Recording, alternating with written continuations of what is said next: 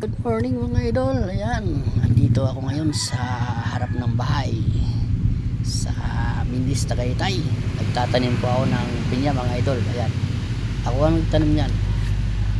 Ayan, halos katatayo ko lang sa pagtatanim kasi kinulang ako ng salo ng pangtanim na pinya hanggang doon sa may bakod na bakal.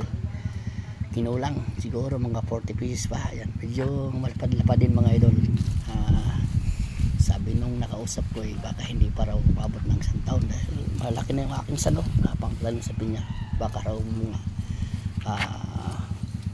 isang taon at kalahati kasi bago mumunga raw ang pinya, depende sa laki. So ayan mga idol, habang nakatambay tayo dapat meron tayong hinihintay na aanihin. Kaya ito, ayan mga idol, ayan mga idol, ayan.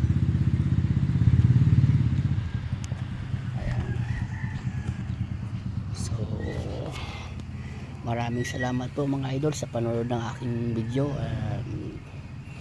God bless po sa inyong lahat at ingat-ingat po ang lahat at masama po ang panahon ngayon dito sa Mindis, Tagaytay. Ayan, thank you po ulit.